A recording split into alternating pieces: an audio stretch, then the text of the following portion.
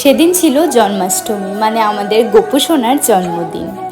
আমার ঠাম্মির বাড়িতে যেহেতু অনেকগুলো গোপাল রয়েছে, মানে আমাদের আগের বাড়ি, তাই আজকের জন্মাষ্টমীর পুজোটা আমার ঠাম্মির বাড়িতেই হচ্ছে। তারপর গোপালকে অভিষেক করানো হচ্ছিল, দুধ আর জল দিয়ে গোপালকে স্নান করানো হচ্ছিল। তারপরে একটা সুন্দর নিরামিষ করে গোপালের জন্য কেক নিয়ে আসা হয়েছিল, যেহেতু আজকে তার জন্মদিন। আর সুন্দর সুন্দর ভোগ করা হয়েছিল, যেমন তালের বড়া, তালের ক্ষীর, লুচি, পায়েস, এগুলো। তারপরে এই যে ঠাম্মি দূর থেকে বসে ইনস্ট্রাকশন দিচ্ছিল, বম্মাই করছিল পুজোটা। এখন ঠাম্মি আর পুজোটা করতে পারে না, কারণ ঠাম্মির পায়ের ব্যথার জন্য। তারপর শৃঙ্গার করার পর গোপালকে এত সুন্দর লাগছিল দেখতে, চোখ দুটো জুড়িয়ে যাচ্ছিল। তারপরে আরতি করা হচ্ছিল, তারপর আমরা বসে কৃষ্ণের জন্মকথা শুনি। তারপরে আরতি শেষে, পুজো শেষ হয়ে গেলে আমরা সবাই মিলে বসে যাই কৃষ্ণের গোপালের ভোগ খেতে। চলো আজকের ভিডিওটা এইটুকুই, দেখা করছি নেক্সট ভিডিওতে, টাটা।